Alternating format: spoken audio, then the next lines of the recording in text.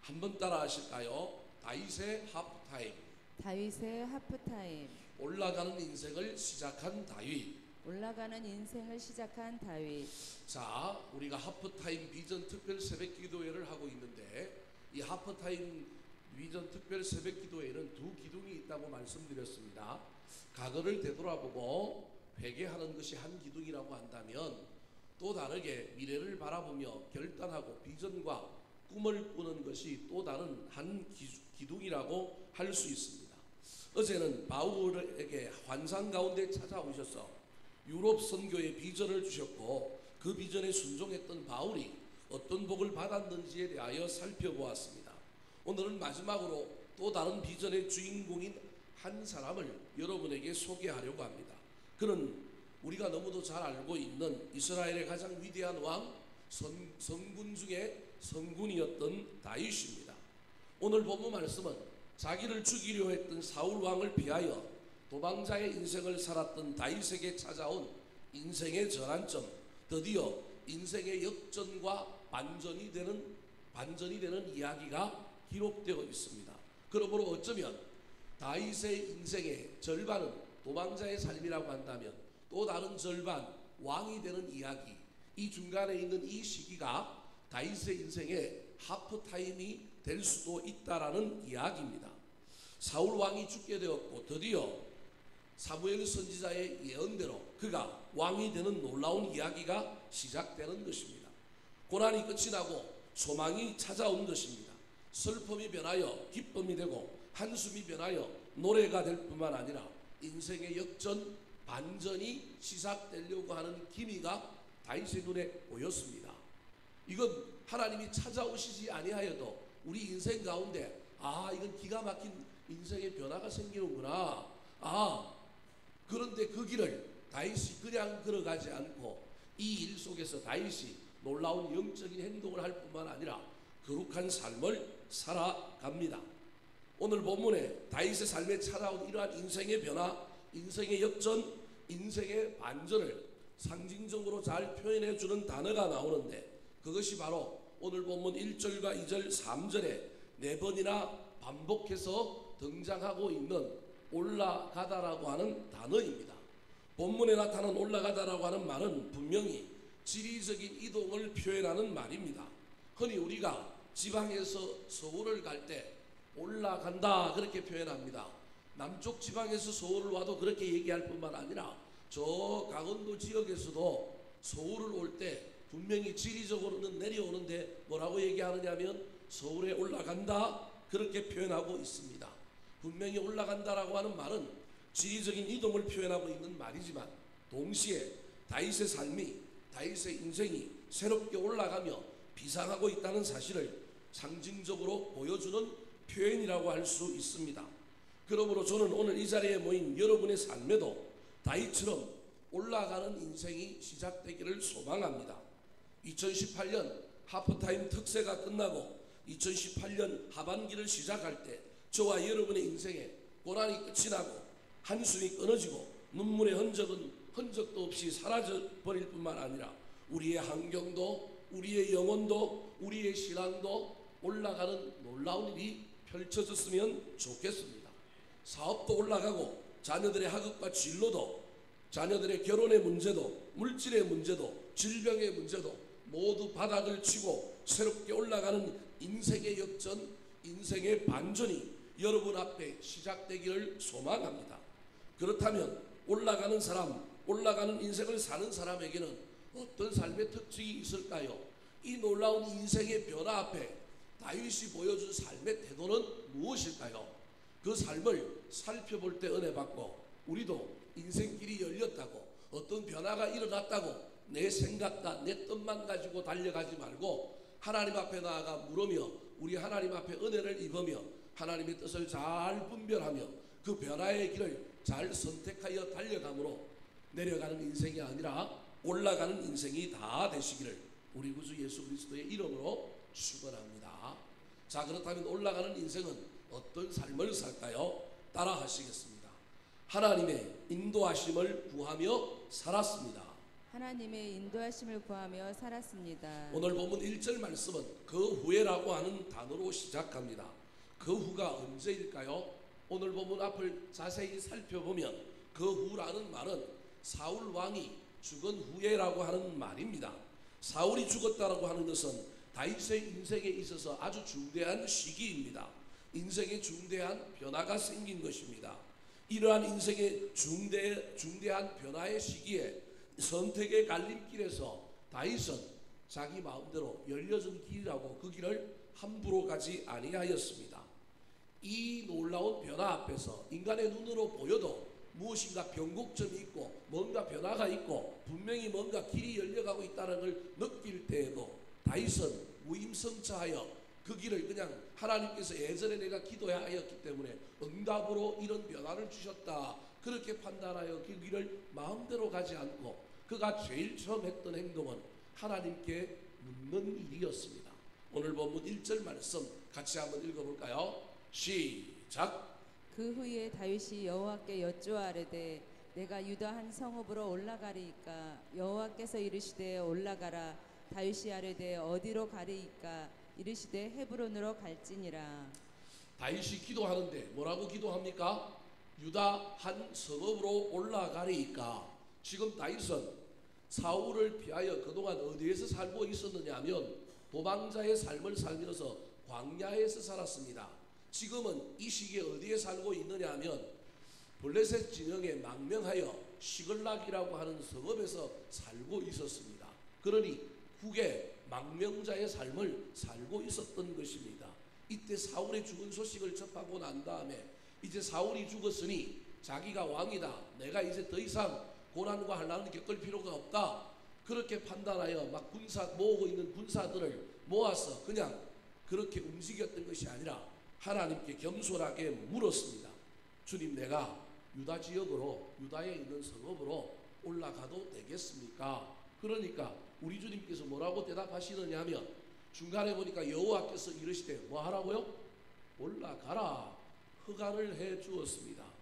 그런데 오늘 본문에 보면 다윗이 한 번만 묻는 것이 아니라 몇 번을 묻고 있느냐 하면 두 번 묻습니다. 올라가라 라고 하는 재간을 얻었으면 자기 마음대로 올라가면 됩니다. 허락은 떨어졌으니 그 이후에 내 인생은 내 것이다. 내 판단을 따라서 올라가면 됩니다. 왕이 되어야 하니까 사람들이 많은 곳, 특별히 자기가 유다 지파니까 유다 지파들이 모여 있는 곳으로 가면 되겠지요. 그런데도 불구하고 다윗은 겸손하게 하나님 올라가더라도 주님이 원하는 장소가 있을 것입니다. 주님이 원하는 바가 있을 것입니다. 그렇게 묻는 겁니다. 저 같으면 올라가라라고 하는 대답을 들었으면 절대 하나님께 묻지 않습니다. 이때는 세력을 모아야 하기 때문에 사람이 많은 큰 도시로 갈 것입니다. 그 당시 큰 도시들은 수없이도 많았을 것입니다. 오늘날로 치면 서울역 광장으로 가든 여의도로 가든 아니면 강남으로 가든 아니면 정치 1번지인 종로로 가든 그랬을 것입니다. 그것도 아니면 천당 다음에 분당이라 그랬으니 분당으로 가든 아니면 수도권 지역에 그래도 또 다른 떠오르는 핫플레이스인 일산에 와가지고 사람들을 모으고 정치하려고 하는 그 놀라운 계획들을 준비했을지도 모릅니다. 그런데 다윗은 그러하지 않고 하나님께 자기 인생의 중대한 진로를 물었을 뿐만 아니라 그 진로 가운데서도 영적인 감수성과 민감성을 가지고 주님 앞에 또다시 자세하게 묻는 것입니다. 주님, 내 마음대로 행하지 않겠습니다. 올라가라고 했지만 어디로 올라가야 되겠습니까? 라고 묻습니다. 그랬더니 우리 하나님의 대답이 뭐였느냐 하면 1절 제일 끝에 보니까 어디로 올라가라고요? 헤브론으로 가라고 하는 정답이 떨어졌습니다. 그런데 이 정답은 다윗에게 정답은 아닙니다. 여러분, 우리가 흔히 누군가에게 상담을 구하고 누군가에게 물어볼 때 자기 안에 뭐가 있을까요? 정답이 있어요. 근데 그 정답이 누군가가 뭐라고 이야기해 주기를 원해요? 정답이라고 말해 주기를 원해서 물어본 거지 진짜 정답을 몰라서 물어보는 사람은 그렇게 많지 않습니다. 그래서 저는 누군가가 저한테 상담하러 오면 정말이냐? 그리고 내가 하라는 대로 꼭 할 거냐? 그러면 내가 얘기하고 안 그러면 네 안에 정답이 있으니 그 정답 가지고 하나님께 물어보고 결정해라. 저는 주로 그렇게 이야기합니다. 다윗에게도 어쩌면 정답이 있었을지도 모릅니다. 그런데 제가 보기엔 다윗의 마음속에 품고 있었던 정답은 헤브론이 아니었던 것 같습니다. 왜냐하면 헤브론은 방어하기에는 좋은 도시였지만 저 도시가 사람을 끌어모으고 이스라엘 백성들에게 중심이 되는 도시는 아니었습니다. 이름 없는 도시입니다. 우리는 성경에 이 도시를 어떤 도시인지 알고 있으니까 이 도시가 중요한 도시라고 생각하지만 지리적인 차원에서 또는 어떤 그 시대의 문화와 상황 속에서 이 도시는 사람을 끌어모으고 왕이 그곳에서 호령하기에 쉽지 않은 곳입니다. 그는 광야에서 600명 정도밖에 안 되는 사람밖에 없습니다. 사람을 끌어모아야 하고 정치 세력을 모아야 하고 그 속에서 백성들의 인심을 얻어야 한다면 헤브론은 옳은 도시가 아니옵니다. 그런데 왜 하나님께서 이 다윗에게 물었을 때 헤브론으로 가라고 그랬을까요? 헤브론은 창세기 13장에 보면 믿음의 조상 아브라함이 조카 롯과 헤어지고 난 다음에 올라가서 계속해서 살았던 곳이 어디냐면 헤브론입니다. 거기에 대대로 아브라함뿐만 아니라 사라 그리고 이삭, 야곱의 무덤이 만들어졌던 곳이 바로 이 헤브론입니다. 그러므로 헤브론은 어떤 곳이냐 하면 믿음의 유산이 철철 넘쳐 흐르는 곳입니다. 뿐만 아니라 이곳은 그 유명한 갈렙이라고 하는 사람이 이 산지를 내게 주옵소서라고 손들고 나가서 정복했던 도시였습니다. 지금 그 도시로 하나님께서 다윗 보고 올라가라고 하는 이유는 무엇이냐 하면 네 인생의 길이 열렸다고, 네 인생에 중대한 변화가 생겼다고, 이제 고난이 끝나고 네 인생에 형통이 열리게 되었다고. 그래, 그 삶 속에서 네가 무엇을 붙들고 살래? 믿음의 조상들처럼 순종하며 살래? 아니면 네 마음대로 살래? 믿음을 붙들고 하나님 의지하며 살래? 아니면 네 욕망을, 네 정치적인 권력을 해소하는데 네 인생을 그렇게 투자할래? 하나님이 테스트하고 순종하고 있는 것입니다.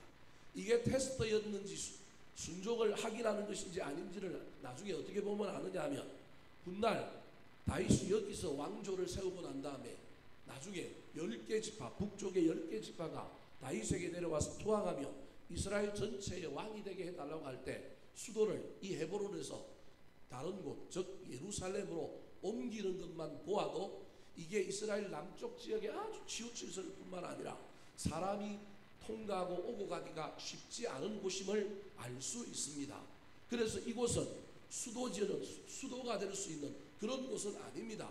그런데 이곳에 가서 길이 열렸다고, 이제 인생의 역전이 왔다고 교만해지고 또 다른 인간의 욕심을 따라 살 가능성이 있는 다윗을 또 한 번 누르고 그의 겸손을 통하여 그의 헌신적인 삶에 대한 교훈을 주기 위하여 우리 하나님께서 열려진 길 속에서 이 다윗이 어떻게 행동하는지를 살펴보고자 그에게 헤브론으로 가라고 명령하였던 것입니다. 그런데 이때 다윗이 보여준 반응은 하나님의 명령 앞에 두말하지 아니하였습니다. 하나님이 가라고 하면 세상적으로 보기엔 그곳이 옳은 곳이 아니다 할지라도 저는 가겠습니다. 그 길 끝에 놀라운 일이 있을 것입니다. 그 믿음 가지고 순종하며 갔습니다. 사랑하는 성도 여러분, 이것이 인생의 후반전을 사는 하프타임 이후에 저와 여러분이 살아야 되어야 할 중요한 삶임을 기억해야 합니다. 내 마음대로 내 뜻대로 결정하지 않고 주님께 물을 뿐만 아니라 그 물음에 대한 대답이 내 생각과 내 뜻과는 다를지라도 주님께서 말씀하셨다고 한다면 그 길을 걸어가는 사람에게 하나님께서 놀라운 인생의 후반전을 펼쳐주실 뿐만 아니라 올라가게 해주신다는 사실을 잘 기억하여 저와 여러분의 2018년 하반기는 주님께 묻고 주님의 음성에 순종하며 살게 되시기를 우리 구주 예수 그리스도의 이름으로 축원합니다. 두 번째로 올라가는 인생을 사는 사람은 어떤 삶을 살까요? 따라 하시겠습니다. 더불어 함께하는 삶을 놓치지 않았습니다. 더불어 함께하는 삶을 놓치지 않았습니다. 다윗이 하나님의 명령에 순종하여 헤브론으로 올라갈 때 혼자 올라가지 않고 광야에서 만났던 그의 두 아내를 데리고 올라갔습니다. 2절 말씀 같이 한번 읽어볼까요? 시작. 다윗이 그의 두 아내 이스라엘 여인 아히노암과 갈멜 사람 나발의 아내였던 아비가일을 데리고 그리로 올라갈 때에 남자가 가장이 이사를 가는데 아내를 데리고 올라가는 일이 뭐 그렇게 중요한 일이겠습니까? 이것은 지극히 당연한 일이지 않겠습니까? 그런데 2절에 저것을 기록해 놓고 있을 뿐만 아니라 저 2절이 몇 절과 이어지느냐 하면 3절과 이어지기 때문에 2절을 해석할 때 2절 혼자만 해석하면 안 되고 3절의 관점에서 이해를 해봐야 합니다. 다윗이 지금 어디로 올라가느냐 하면 헤브론으로 올라갑니다. 헤브론은 유다 지파의 본산지라고 할 수 있습니다. 여기에 올라가는데 지금 누굴 데리고 가느냐 하면 그의 강야 생활에서 만났던 두 아내를 데리고 올라갑니다. 오늘날도 마찬가지지만 이 인생길에 있어서 여자는 여러분 혹시 여기 앉아있는 여자분들이 또 이 말을 듣고 뭐 여성을 폄하했다고 이야기하지 말고 구약의 관점에서 또는 고대 그 시대의 관점에서 보면 여자는 인생에 아주 중요한 남자의 인생에 아주 중요한 도움이 될 수도 있지만 또 다르게 해석하면 그 인생의 길을 막을 수도 있습니다. 다윗의 입장에 보면 다윗이 사무엘 선지자의 예언을 들어서 그가 왕이 될 것이라고 하는 계시를 받은 사람입니다. 그래서 다윗의 행보에 많은 사람들이 관심이 있었을 뿐만 아니라 여러분 선거하거나 정치를 보면 늘 그 앞에 나서서 그것을 끌어가는 사람이 있는가 하면 그 뒤에서 무엇을 만들고 그 사람을 돕는, 좋게 이야기하면 돕는 자고 나쁘게 얘기하면 브로커들이 있습니다. 선거 브로커가 얼마나 많고요, 그 돕는 사람들이 얼마나 많은지 모릅니다. 그 사람들의 도움을 얻어야 하고 그 사람들의 눈치를 봐야 되는 일이 정치에는 반드시 있습니다. 이 시점에서 다윗이 헤브론으로 올라갈 때 그의 인생 가운데 머리가 복잡했을 것입니다. 왜 복잡했느냐 하면 자기가 올라갈 때 그 지금 자기를 기다리고 있을 사람들이 있는데 그 중에 대표적인 사람이 누구냐 하면 본처였던 미갈과 메랍이라고 하는 두 여인이 있습니다. 이 여인은 사울의 두 딸이었습니다. 근데 이 중에 미갈이라고 하는 여인은 다윗을 아주 사랑했습니다. 다윗의 목숨을 건져 주기도 했습니다. 아버지 사울이 다윗을 죽이려고 할 때 인간적인 관점에서 보면 아버지를 배신하고 누구를 도와줬느냐 하면 다윗을 도와주었습니다. 사울 왕이 죽기는 했지만 사울의 세력들이 여전히 남아있고 어쩌면 그 세력들을 끌어모을 수 있는 중요한 인적인 매개체가 누구냐 하면 본처인 사울의 두 딸들이라고 할 수 있습니다. 그러면 이 두 딸들에게 잘 보이는 것이 출세의 길에 있어서 아주 중요한 점이 될 수 있습니다.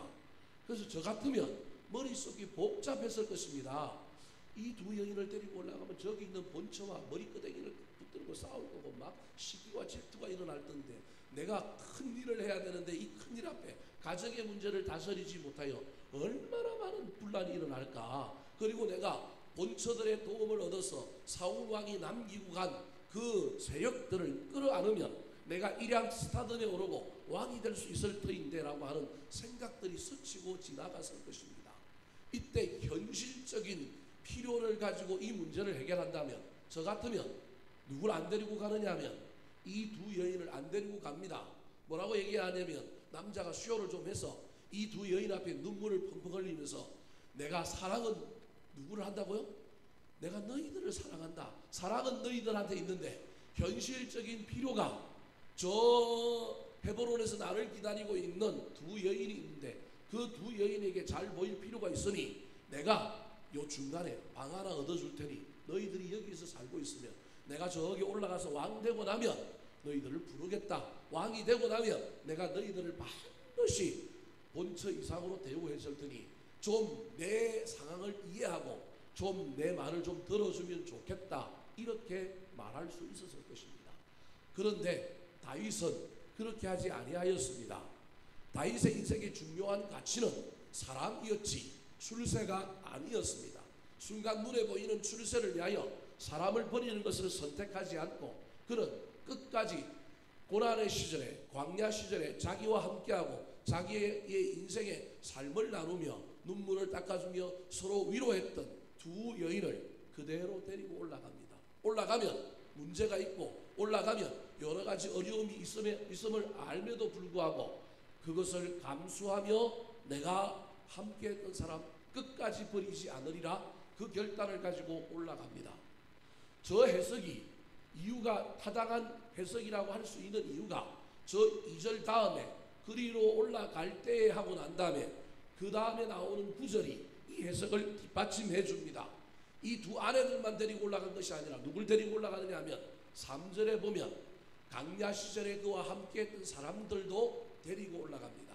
같이 한번 읽어볼까요? 시작. 또 자기와 함께한 추종자들과 그들의 가족들을 다윗이 다 데리고 올라가서 헤브론 각 성읍에 살게 하니라. 자, 추종자들이다 그렇게 표현하고 있습니다. 이 추종자들은 다윗이 아둘람이라고 하는 굴에 피하여 살 때 이스라엘 인근 각처에서 원한이 많은 사람, 소외된 사람, 아픈 사람, 막 인생의 루저들, 낙오된 사람들, 소외된 사람들이 전부 누구에게 몰려왔느냐 하면 다윗에게 몰려왔습니다. 쉽게 얘기하면 정치적으로는 영향가가 별로 없는 사람들입니다.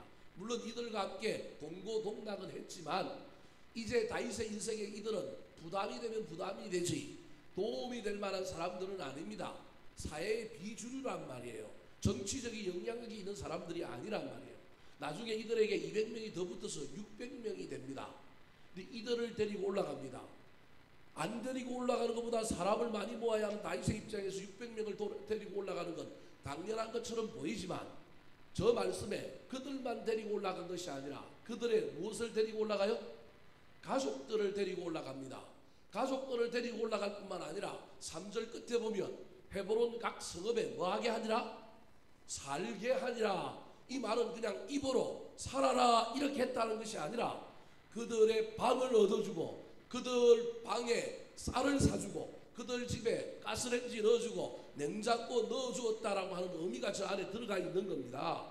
내가 데리고 있던 사람들을 데리고 올라가서 그들이 정착하는 데 부족함이 없도록 애를 쓰고 그 사람들을 도와주었다라고 하는 이야기가 저 속에 들어있는 것입니다. 제가 지금 2절과 3절을 이렇게 해석하는 이유는 그 다음에 나오는 또 4절 때문이기도 합니다.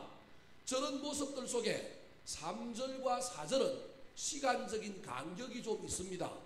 아내를 데리고 올라오고요. 가정에 분란이 일어날 걸 뻔히 알면도 불구하고 데리고 올라오고요.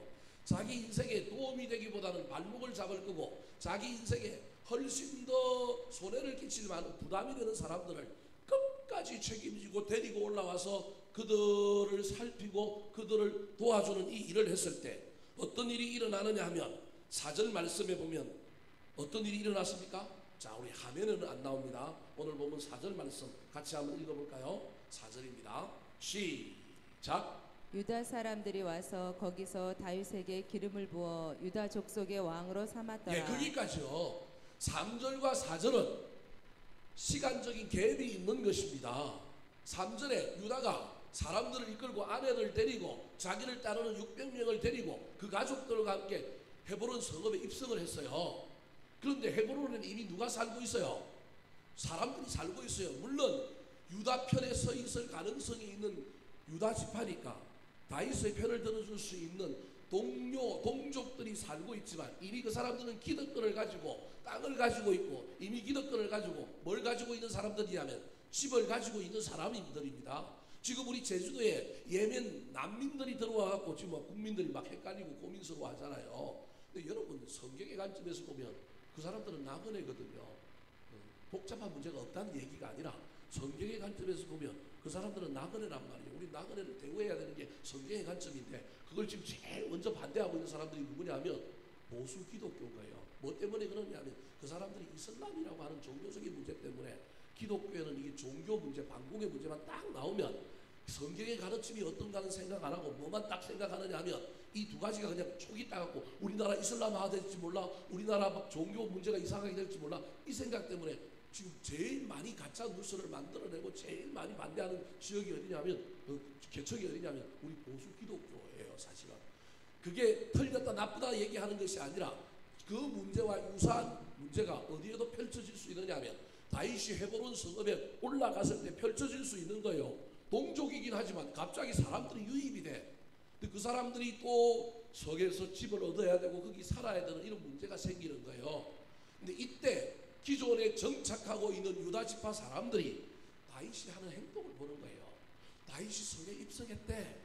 사무엘 선지자가 기름을 부은 자기 왕이래. 사울 왕이 죽었으니 우리 집안에도 드디어 왕이 나오겠지.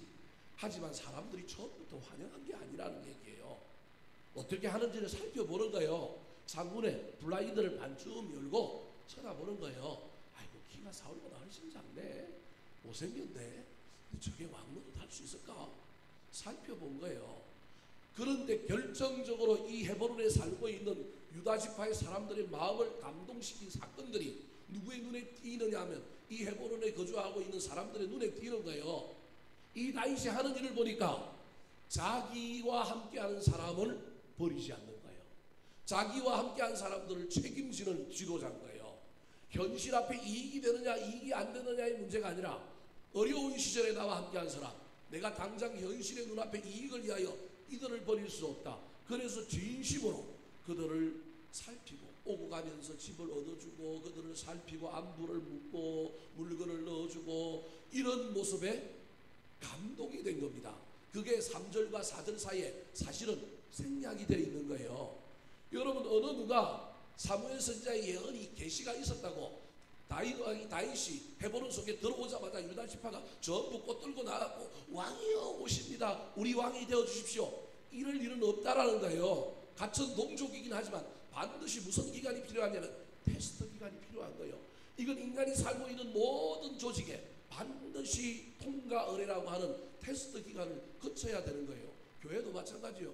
그래서 교회에 새 가족이 들어와서 정착하기가 어려운 것이, 새 가족을 사랑해야 되기도 하지만 한편으로는 기존 교인들이 뭐 하는 거예요? 통과 의례를 딱 행하는 거예요. 저 인간들이 믿을만한 사람인지 신앙이 어떤지 살피는 거예요. 이런 일들이 모든 조직 안에, 모든 공동체 안에 시대와 역사를 떠나서 늘 있었던 이야기라는 거예요. 이걸 누가 경험하느냐 하면 사실은 다윗이 경험하고 그 테스트를 통과한 결과가 몇 절이라고요? 4절인 거예요. 드디어 유다 지파가 인정, 그리고 사무엘 선지자의 예언을 받아들이고 누구에게 오느냐 하면 다윗에게 와가지고 무릎을 꿇고 누구의 왕이 되어달라고요? 우리의 왕이 되어 주십시오라고 하는 놀라운 이야기가 일어나게 된 것입니다. 사랑하는 성도 여러분, 정치하는 정치가들이 정권을 잡고 무슨 일을 하더라도 이렇게 되면 뒤탈이 없습니다. 근데 그게 아니라 늘 사람들의 도움을 얻어야 되고 이가 이 속을 챙겨야 한다면 나중에 당선이 되고 난 다음에 어떻게 해야 돼요? 그 사람들도 챙겨줘야 되는 거예요. 여기에서 문제가 생기는 거예요. 근데 다윗은 자기 사람들을 잘 대우하고 끝까지 그들과 함께 감으로 말미암아 사람들의 마음에 감동을 얻은 거예요. 그래서 어떤 기브 앤 테이크의 관계에 의하여 그 밑바닥에 그런 것을 염두에 두고 무엇이 정권이 만들어진 것이 아니라 사람들의 순수한 감동과 사람들의 순수한 자발적인 마음으로 다윗의 절반짜리 왕국이긴 하지만 헤브론과 유다와 베냐민 두 개 지파가 다윗에게 와서 드디어 무릎을 꿇고 우리의 왕이 되어 주십시오, 그렇게 이야기한 거예요.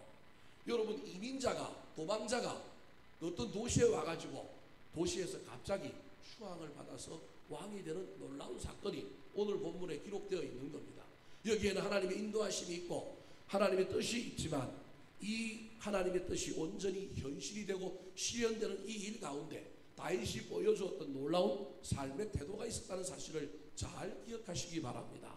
나와 함께한 사람 버리지 않으리라, 나는 가더라도 사람들과 더불어 함께 가리라, 이것이 올라가는 사람의 삶의 태도임을 잘 기억하셔서 저와 여러분도 어떤 일 앞에 때로는 이익을 쫓아가야 하고 때로는 효율을 쫓아가야 할 때, 그럼에도 불구하고 한 번 더 저와 여러분이 예수 믿는 사람들로서, 우리 주님을 따르는 사람들로서 효율과 이익이 아니라 사람을 선택할 수 있었으면 좋겠습니다. 요한복음 13장 1절에 보면 십자가를 지시기 위하여 그것을 코앞에 두고 있던 우리 예수님은 자기를 팔 유다가 이미 그 마음속에 팔 마음이 있음을 알고도 미워하지 않고 사랑했습니다. 요한복음 13장 1절 말씀 시작. 유월절 전에 예수께서 자기가 세상을 떠나 아버지께로 돌아가실 때가 이른 줄 아시고 세상에 있는 자기 사람들을 사랑하시되 끝까지 사랑하시니라. 사랑하는 성도 여러분, 여러분 인생 앞에 길이 열리고 여러분 인생 앞에 놀라운 변화가 생길 때 하나님께 물을 뿐만 아니라 하나님께서 나에게 붙여주셨던 사람들 버리지 마시고 그들과 더불어 함께 가는 아름다운 삶의 주인공이 되셔서 하나님께서 사람들을 보내주셔서 존귀하게 만들고 사람들이 나를 높여주시는 놀라운 일을 경험하는 저와 여러분 되시기를 우리 구주 예수 그리스도의 이름으로 축원합니다. 마지막으로 올라가는 인생을 사는 사람은 어떤 삶을 살까요? 따라 하시겠습니다. 축복과 포용의 삶을 실천했습니다. 축복과 포용의 삶을 실천했습니다. 자, 아까 화면으로 읽지 않고 직접 성경을 보며 읽었던 4절에 보니까 4절 중간에 다윗을 왕으로 삼고 난 다음에 어떤 사람들이 다윗에게 찾아옵니다. 그러니까 4절이 절이 사실은 잘못 나눠진 거예요. 이것도 왕에 취임하고 곧바로 일어난 동시적인 일이 아니고 왕에 취임하고 난 다음에 시간이 조금 지난 다음에 벌어진 거예요. 사실은 3절에 붙어야 될 그 왕이 되었다라고 하는 이야기가 어디에 붙어 있느냐 하면 4절에 붙어 있는 거예요. 4절이 4절 중간부터 시작되는 거예요. 그 중간에 어떤 사람이 하면서 그 앞에 뭐가 있느냐면 동그라미 하나가 있죠. 이게 절이 이때부터 나눠지는 건데 성경의 장절을 하나님이 나눈 게 아니고 누가 나눴느냐 하면 18세기 프랑스 1세업자가 나눴기 때문에 이런 거예요.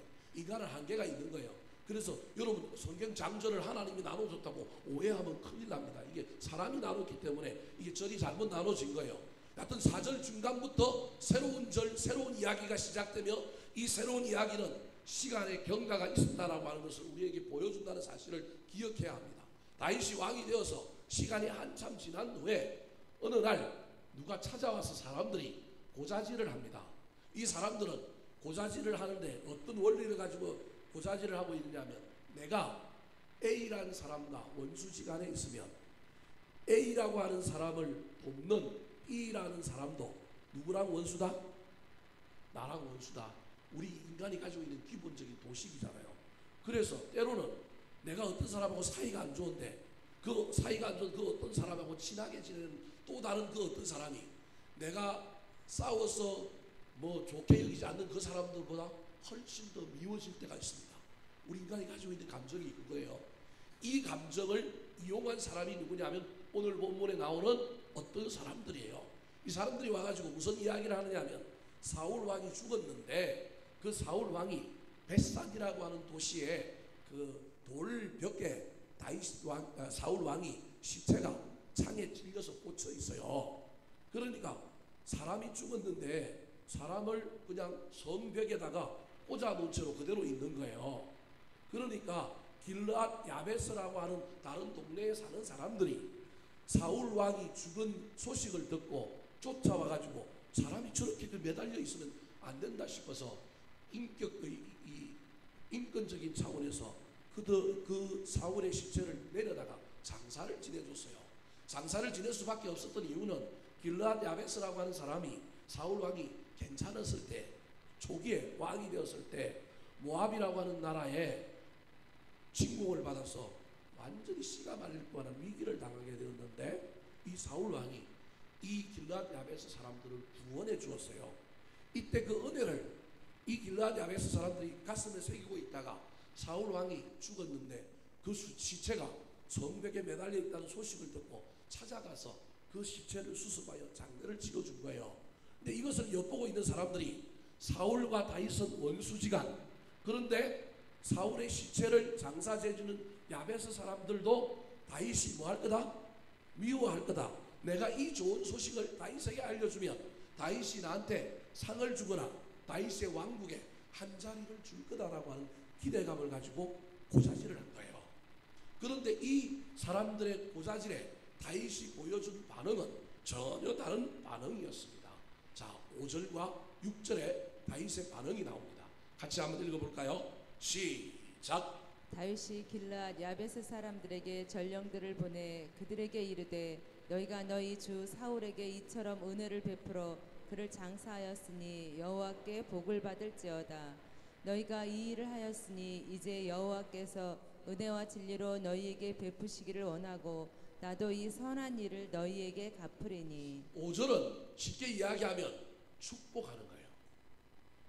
고자질한 사람들은 그 사람들을 혼내주고 그 사람들을 감옥에 가두고 그 사람들을 벌을 주기 원하고 자기들에게 상을 주기를 원했는데 다윗은 그들의 의도와는 전혀 다르게 행동을 합니다. 오히려 뭐라고 얘기하고 있냐면 길르앗 야베스 사람들에게 전령들을 보내서 뭐 하느냐면 너희는 여호와께 뭘 받을지어다?